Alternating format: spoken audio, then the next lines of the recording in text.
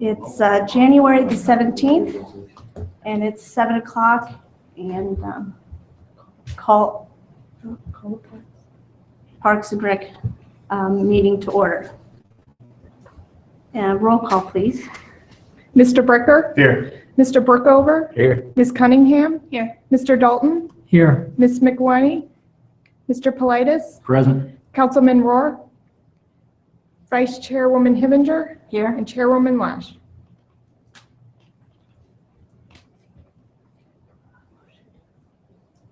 There's a motion to excuse those who are not present this evening. I so move. Second. Roll call, please. Mr. Bricker? Yes. Mr. Brookover? Yes. Ms. Cunningham? Yes. Mr. Dalton? Yes. Mr. Politis? Yes. And Vice Chairwoman Hivinger. Yes.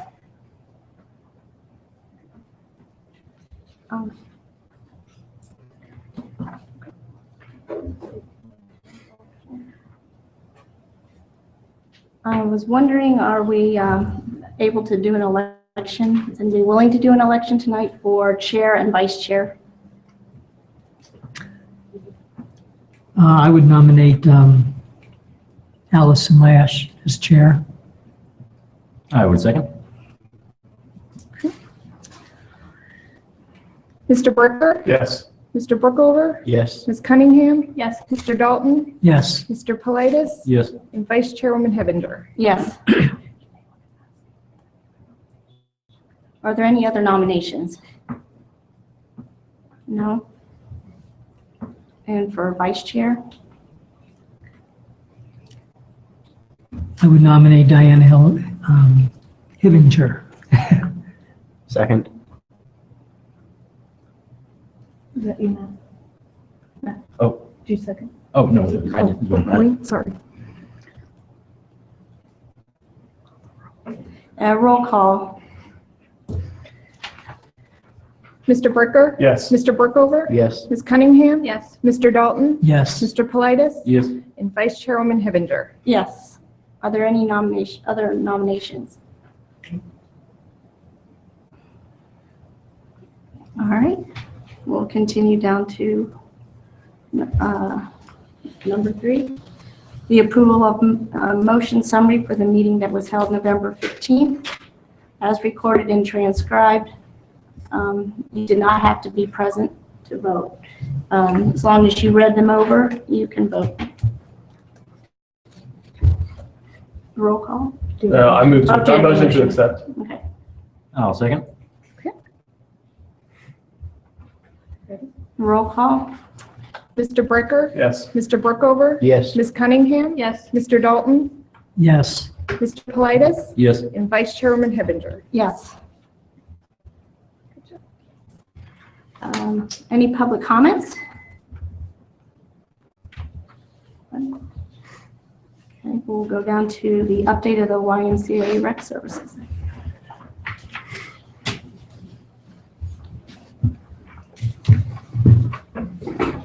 Okay. So I'm assuming you guys have looked over your report. Are there any questions or comments at this time on that report? How many were at the daddy-daughter dance? 400 plus. Wow. Oh my God. Linda was there. Thank you, Linda, for helping as usual. Welcome. I thought it went well. The venue was nice. We moved it from Source Point out to OWU Student Center. So it was a little different atmosphere.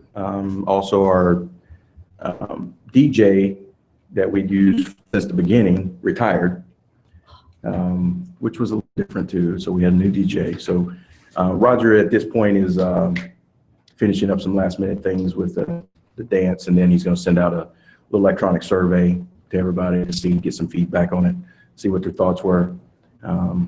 We figure there are some things that, people would like to see a little differently with the new venue, the new date, because usually that's not till February. So we're anxious to hear back from our participants and see exactly what their feedback is on that. I thought it went really well though. What were the numbers last year? That's usually around 400. Yeah, that's why we had to move from Source Point. And I think we're at max at over. There was a lot of people there, and one person did comment as they were, the dancing portion of it and the ice cream bar and the beverages were in the big community room that they can open up and spread out the rooms. And then they had other activities, face painting, nail Nails. polish. The photographer was down a hall, down where there's a fireplace and more chairs to sit. And one comment that was made by one of the fathers was he thought it was an excellent change of venue. Everything was so much better. They were able to get through the activities quicker than when it was at Source Point. So I think you're probably going to have a lot of positive feedback with Good. the extra room. And there was more place for them to go down and sit down in the area down towards the east Yeah. Yep. end of the building where they had the activities. So Yeah, because the only thing that I'd heard, and actually it was from a member today, was that they didn't really know where to park. So we'll try to narrow that down, but you could come in any entrance that was, or people come in every entrance, so it was not necessarily designated to one parking area. So, you know, like I said, the change had to be made. We didn't really have a choice, which is a good problem to have. I don't know where we'll go next, but I don't know if there's a venue in Delaware that's big enough to hold it, except for a gym. And we're trying to avoid a gym if at all possible. I think that takes away from the dynamics of that event. It's more of it's something like a prom if you look at it. I mean, dads are dressed up, the girls are dressed up, and once you slap it into a gym, it kind of loses that aura. So.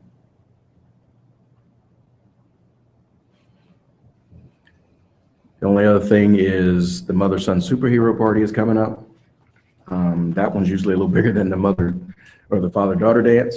So if anybody would like to volunteer for that, that is at Mingo in the gym.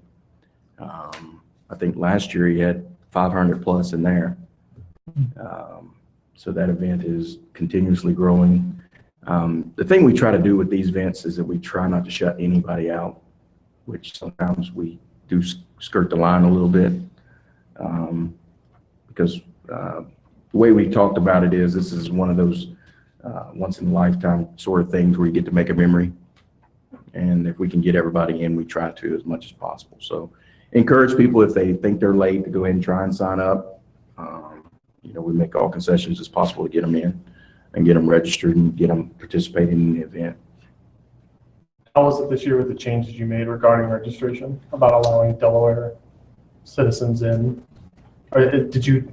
It's always been Delaware citizens. Yeah, but didn't you open it first because of some issues that arose as I don't far know as if that actually, folks I don't getting know if they shut out? did or not. Okay. I think we didn't shut anybody out. That was one of the reasons for moving as well, is that we wanted a bigger venue.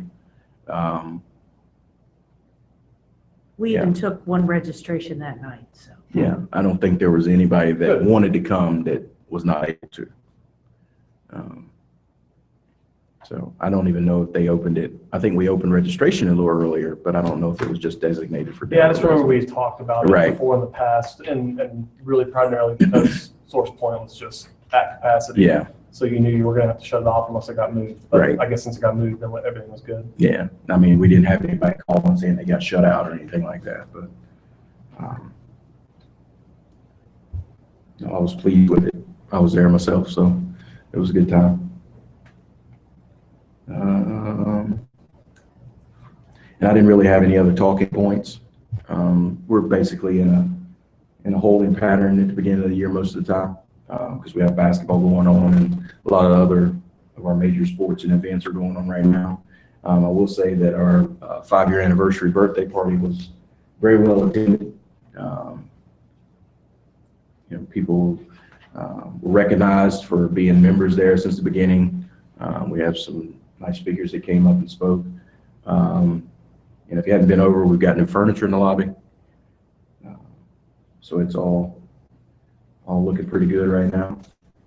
The furniture that was there is actually is at Mingo now. So it will go in the office area where the team lounge is. And we'll get rid of that old furniture that's in there. That new furniture is really nice. Yeah. It looks really nice. It grows on you.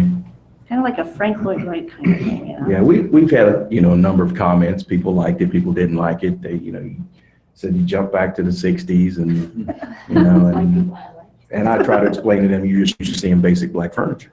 Mhm. It takes you a little bit to get, it took me a little bit. When we unboxed it, I was like, that's bright. It is, but it's nice. But it is, and it is nice, and I think people are getting adjusted to it and starting to enjoy it a little bit more. So. Just as a staff update, I didn't get that on here. Claire McLean, who is our membership director, is leaving.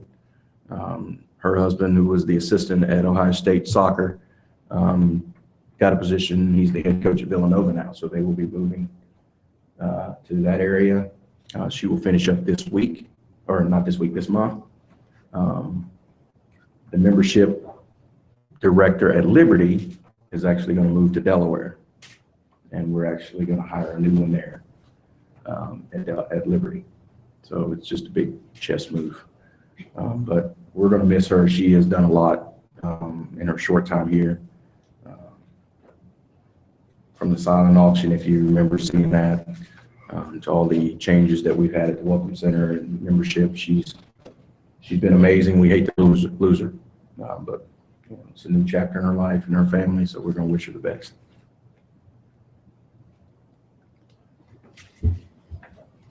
Any other questions, comments? Please stop out and see us with everybody else in Delaware County right now.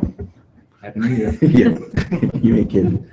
I think the other, I worked last Friday night and we did a report and there were about 2,600 people in the building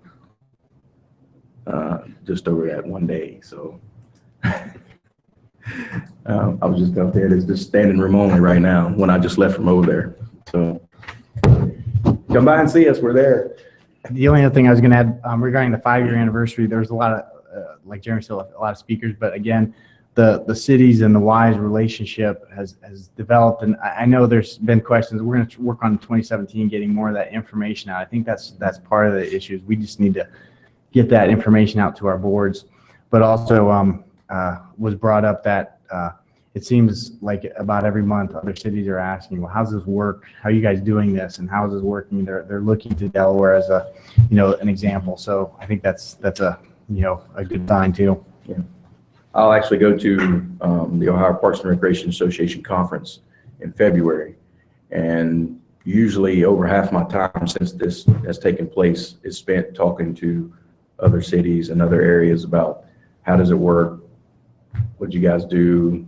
The logistics, even to the point where they've asked us to present it at some point in time. So at some point in time, we will have the city and us will have to go up and present about how this collaboration has worked, the good, the bad, the ugly.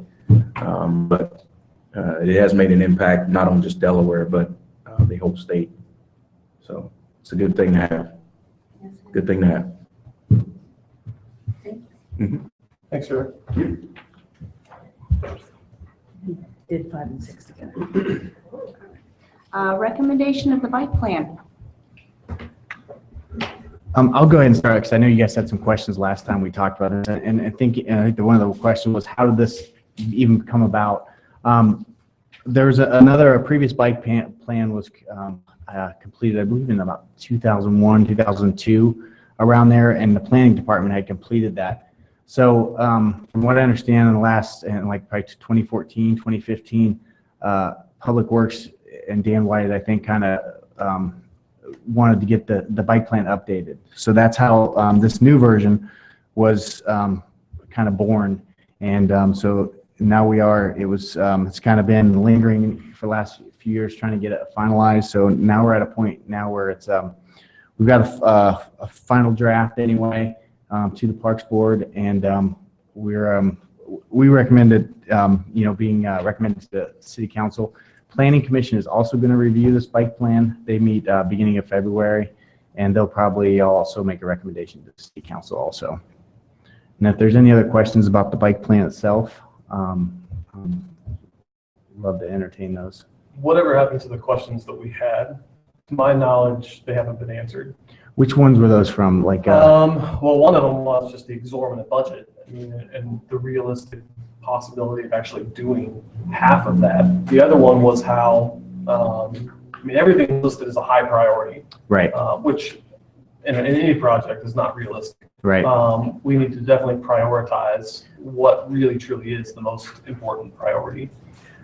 Right.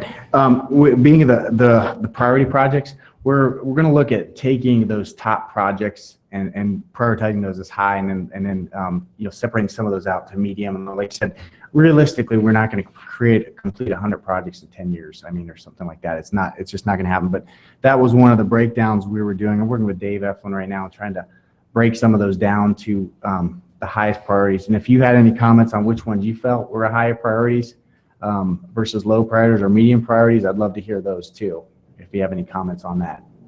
Okay. I don't remember right off the top of my head. All I remember is from everything that I read in the comments, the majority of Delaware citizens said that their main priority was the bike paths and the continuation of the bike paths and the upkeep of the bike paths. Yes. So I guess my thought is I would like to see that made a top priority versus some of the other projects that were in there that were, not that we don't need to create other bike-friendly things, whether it's putting in new bike stands, down Sandusky, or creating bike paths or bike lanes or anything like that. But, the emphasis of from what I remember was around 80% of the citizens had said in the survey that the bike paths were the most important things, and the upkeep of the paths and the continuity, the connecting. The paths. connectivity. I think that was another big Right. point that was brought up in the community surveys. So, and based from what I remember seeing in there, while it was a priority, it really wasn't the top priority of how they arranged the projects. So would you rather see us submit a prioritized like the top 10 projects and see if you agree with those, or would add this one, take this one out? Would that be helpful? Yeah, I guess if council's looking to us Yes. to recommend, instead of them having to go thoroughly through this project like we have kind of vetted throughout the past year or two, if they're looking for us to make the recommendations, again, versus reading the hundreds of pages of documents, Right. then I would be more comfortable passing something along to the council Okay. that would be representative of what we've read throughout the packet. Okay. Because they are, right now they're ranked, but like you said, they're, and the ranking is, one through, I think I'm just looking what it goes to, 1 through 84. There's 84 projects in there. So they're ranked in that order, 1 through 10 being the 10 most. But did you have any question or I guess disagreements with the rankings themselves? I have to say I don't remember how they Okay. were ranked. I just remember taking a look at it and remembering or kind of seeing that, some of the top projects were creating new bike lanes or doing this, which, while important, wasn't considered in the survey of the residents as their most important thing, where some of the stuff may have been dropped down. Let me ask. But specifically answering that question, I Okay. just don't remember. Let me ask you this, because this would be helpful for me too, and I've kind of started this exercise, is taking those top 10 projects and putting those on a map so you can kind of see what they do. Do they add to connectivity?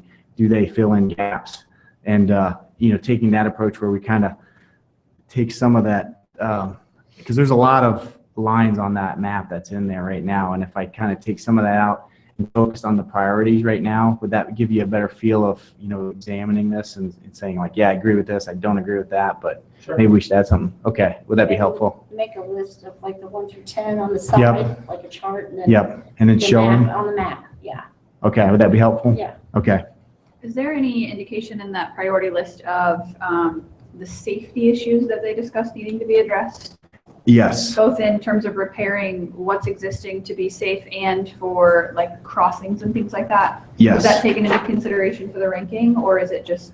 That's a separate category. We have infrastructure improvements And then the next account you're talking about is one of those non-infrastructure recommendations where we adopt a complete streets policy and talk about creating bike parking standards. And those are sort of safe, but then to go on that a little bit more, there's also there's an education aspect of it too.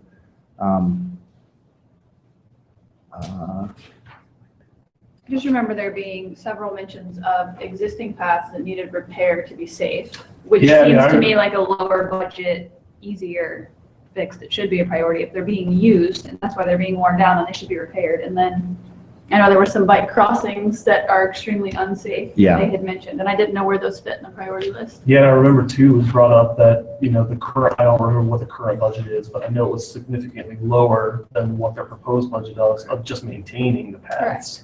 Right. So, obviously that money has to come from somewhere. So if we can help council prioritize, Okay. based on what we've heard. My other thought too is, and this is probably thinking way too deep, but and is more multi-involved as far as other groups. Some of the things were to add sharrows or bike lanes, which, while a good thing, if it can be somehow coincided with maybe the capital improvement plan, if there's, existing plans to, what was it, last year or the year before when we repaved 36. If it would have been built into that plan to then at that time Yes. put in bike lanes or sharrows or whatever, it would make much more sense than Right. just all of a sudden now going in and trying to create that, which would be at a significantly higher cost than if we kind of rolled them all together. So if there's some way we can take a look at the capital improvement plan and maybe try to roll in some of those thoughts, which might ease the budget a little bit. Definitely, and also that's where that complete streets policy comes into play, is that when new streets or streets are being repaved, that the pedestrian access is looked at that moment and tied into those construction costs at that time too. But that's another policy that with 2017 we want to look into doing also, as a complete streets, and that's part of it. And Cass, kind of getting back to what you were talking about, we're working with health department a little bit on safe biking, some classes to kind of educate the public on etiquette rules of the road with bikes on the road. That's one of the goals of this plan. And then there are two intersections were identified, the one on Central by Mingo as being the most dangerous. So and we've already been looking at solutions to that. One of the solutions was, I talked with an engineer about going underneath Central Avenue Bridge to eliminate the at-grade crossing, to do a separated grade crossing. But with the floodplain and the embankments as close to the river, we weren't able to get the head clearance underneath there. Maybe someday if that bridge is replaced, we can look at it a little more thoroughly. But the other alternative was putting an island in the middle there and eliminating a lane. But we're also looking right into now is getting some additional beacons out there. There's an ODOT grant out there. So we're looking at that also. So, but yeah, those are all aspects of this plan. So maybe if I can, part of the summarization will just be taking the top priority projects and kind of highlighting those to the council, so those are clear and where they're at, and to get a good idea of what will be kind of expected in the next maybe 10 years or so. Okay. Great. Then we'll just, if we want to just table that right now, we can kind of revisit that next month. But I think we'll go ahead and kind of present this to the Planning Commission also, to get them kind of reviewing it also. Okay.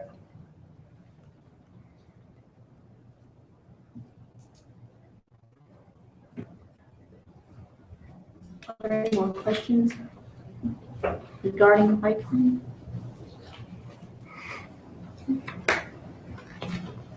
Recommendation for rate changes and hours of operation for Hidden Valley Golf Course.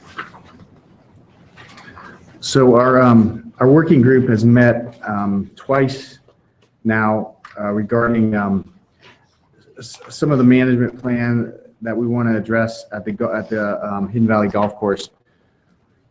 The overall consensus, I think, is we didn't want to raise rates dramatically out there. I think the whole purpose of the course is to provide the public service. So keeping the rates intact was our main goal, but there's a few changes that we're proposing. I think Linda, with their kind of marked them out there, and you can see the current and then proposed rates. So the single, well, you can just kind of look through that chart there and see where we're raising about like 50 cents was, I think, our biggest increase out there.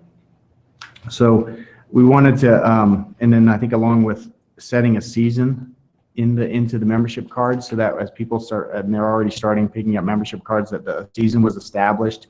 Now, yeah, the season may extend past those dates, but at least we know that that season is within this time frame, and we can offer golf during those time frames. So those were some of the changes we wanted to present to the Parks Board so that we could institute those and for the upcoming season anyway. And then the other thing the working group is working on is a management plan so that we can present to City Council. So we will be rolling that out in February. And once we get this working group together again, we're going to be going through email and getting a management plan, a draft of it, and then we'll probably finalize at our next working group meeting and then present to council. But we'll try to do this in February to this board so they get a shot to, yeah, that would happen. That would work because I think March 1st was when we were going to present to council or somewhere after that. So we'll present that at this board next month. But for now, we have these changes that we were recommending. Any questions on that? Josh, did you want to elaborate on anything since you're on that committee? No, I mean, everything that he said, I mean, we took a look at, as far as the rates go, if there's any concerns there, we were presented comparable rates at different golf courses throughout Central Ohio, basically comparable 9-hole golf courses. And for the most part, Delaware was considerably less than all the other courses. So we felt a 50-cent increase would kind of help firm up the budget a little bit, maybe not develop such a shortfall in the budget where the city had to kind of kick in some funds to help offset some costs. So hopefully that will do that. We also created, to try to kind of spur some younger kids, the junior student classification, which didn't exist or doesn't as of this point. But maybe to try to create some excitement for the little ones to come out, just knowing that if they golf with mom or dad, then they're probably not truly golfing a whole 9 holes. They're going to pick up and move on and go quick. So just to kind of encourage parents to bring up a little ones and do stuff like that. But I'll be honest with you, the Hidden Valley Working Group is everything that I thought this group would be. I felt like we accomplished a lot. Mm-hmm. I felt like there's exciting things coming ahead, the management plan that Ted was talking about and all kinds of things. So it's good to be, to kind of help shape the way that the course is moving into the future. It's been I think a very productive 2 meetings we've had so far. I agree. That's good. We do have another member in the audience that is also on that committee. Did you want to speak, Ed, or anything? No, just I've enjoyed being on it, and I agree that there's a lot of participation in the people that are members of that committee, and I think that's important. Nobody's been afraid to say something. Which is good. Any other questions? Ted, we're looking for a recommendation from the board to move forward with these changes, Yes, correct? the changes, yes. So I'll make a motion to accept the proposed changes. I'll second.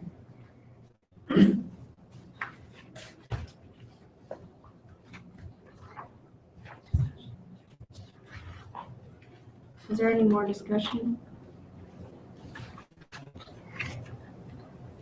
Okay, roll call. Mr. Bricker? Yes. Mr. Burkover? Yes. Ms. Cunningham? Yes. Mr. Dalton? Yes. Mr. Politis? Yes. And Vice Chairman Hebinger? Yes.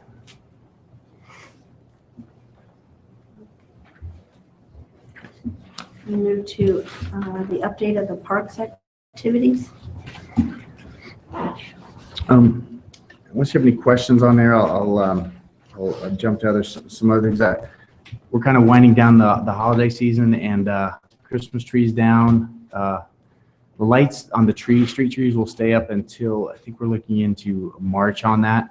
Did anyone, did we change the lighting on the Christmas tree? Did everyone like that? Did you hear any comments on that? It was kind of a different style. We kind of did a wrap around the trunk instead of the halo effect, I guess.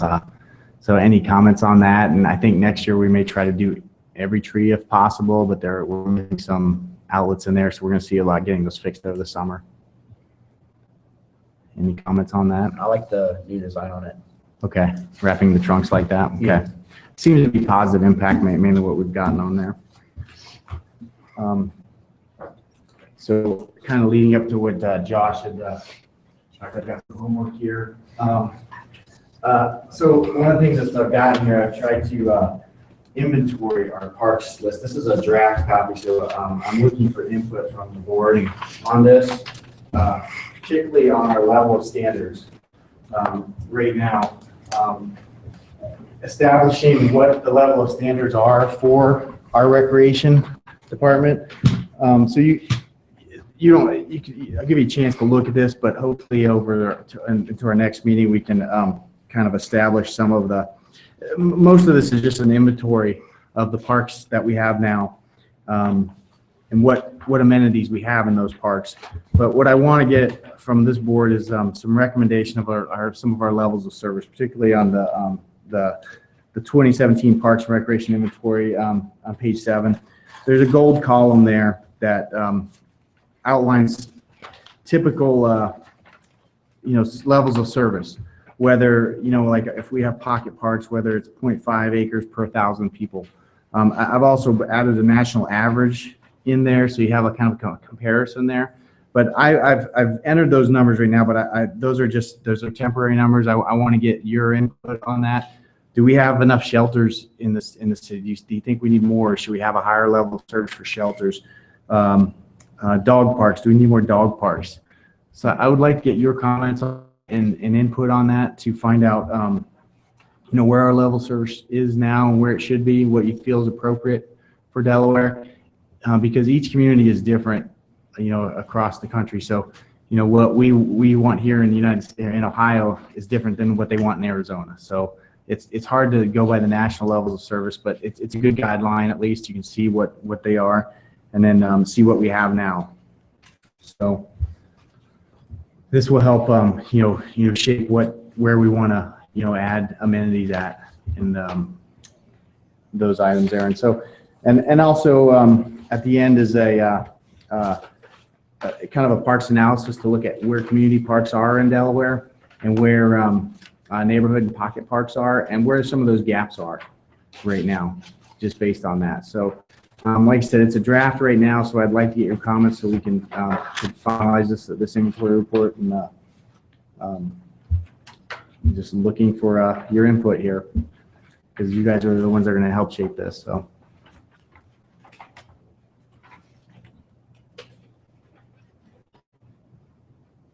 I appreciate the information.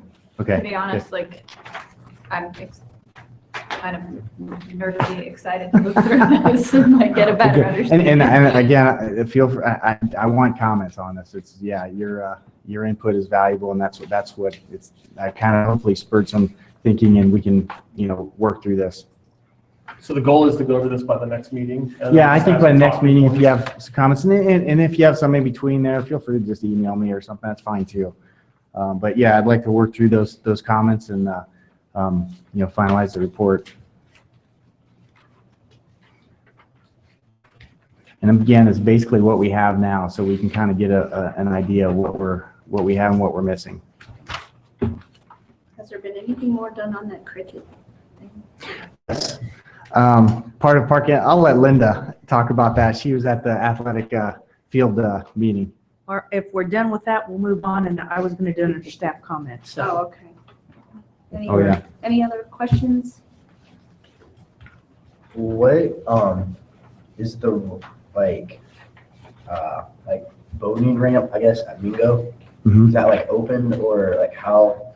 Yeah, it's a non-motorized boat launches. We have 2 of them. There's basically 2 of them at Mango and then another one up on Cherry Street. But yeah, those are open. Again, they're non-motorized, so it's taking kayaks and canoes. They're kind of put in conjunction. There's another one put up on Main Road, just south of the dam at Preservation Parks. There's a put in up there also. So just to kind of create a spot where non-motorized boats can go up and down the river. mainly down. Yeah. Is there any restriction with those in like rough water, or is it just at No. your risk? No, it's at your own risk. Typically, the biggest risk is getting out and pushing your boat because most of the time the water is low. And so, but there is a Delaware site on the dam site that you can look up to find out the water levels. And I think we're going to try to get some gauge, like, I don't know what the levels are, but if it's the water levels are flowing at a 0.5 or something, then it's usually decent to take a kayak on. But if it gets below 0.3 or something, then Right. you might not want to go out. So we're trying to establish some of those levels and standards. Yeah, it was set to open really last summer, but with the replacement of the Panhandle Bridge, the river was closed. That took most of the summer. Any other questions? Okay. We're going to move on to staff comments. If you noticed, your packet came from Elaine, and from now on, they will be coming from Elaine. She's now the full-time council clerk, and she will be distributing all the packets. So if you have, like today, she had to call or try to get a hold of everybody to find out we're going to have a quorum. So she may be doing that frequently. So if we can get confirmation, you can email Elaine your address, email address, if you have more than one that you want us to use, telephone numbers, just so that she has a method to contact you if we need to in the future. So if you can do that, and then we'll get with the other members that aren't here. Dee Dee asked about the cricket group that had come before the board asking for space. Last Thursday, we had our field user meeting, which is where we invite anybody organization-wise and school-wise that is going to be requesting the use of any of our fields. And we did spring and summer. And that meeting included the YMCA, DYAA, Optimus Football, Chet Snoffer with his boomerangs, Delaware Lacrosse, multiple groups. And then we went around, and the cricket club was represented as well. And we went around and everybody told us what they were looking at, field space and how many fields they wanted to use, what parks they wanted to use for the spring and the summer activities, soccer, baseball, lacrosse. And I have compiled it. I've sent it back out to the groups to make sure they got everything correct. And once we get that back, then we will send it to you guys just for your information, so that you'll be able to see how much the parks are in demand. Coming to the lacrosse, at one point in time, we had talked with them and they were willing to do a portable pitch. And at that meeting, they pretty much said that that would not be safe. And they wanted to have some hard surface to put a permanent pitch down. And we, at this point in time, are still looking to work with them, because if we tried to put it between two, say, soccer fields, when we got ready to rotate the fields the next season, that wouldn't work. So then you'd have that hard surface that you couldn't use anymore. So we're still working with them, trying to find them a park or a place to play, because they want to do a permanent pitch as opposed to a portable pitch. So the cricket, yeah. So, Thank you. Has there been any other discussion about, was it Boardman Park that they were talking about? And I only reference that because we talked about how the lacrosse kids that use that, plus other kids, would be impacted. Has anything else ever come up with that? I mean, I haven't heard anything since they were in here several months ago. Ted may have more. No, I don't have anything else new on that. They're still looking into an art garden. I think we presented some concepts, and yeah, still looking into that. And I don't know if I meant, but I did talk to someone from Ohio Wesleyan. Yeah, they do utilize that space for band practice, band camps in the summertime, and lacrosse. And Optimus Football, I know I've seen them on there before. Okay, yeah. So, and I brought that up to the art garden folks, and so yeah, that is something to consider when if the plan does move forward. So, Yeah, but nothing new on that right now. Any other comments? Member comments?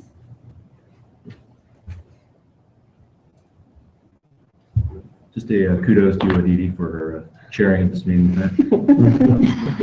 Thank you. Nothing else? So meeting is adjourned at 7:40.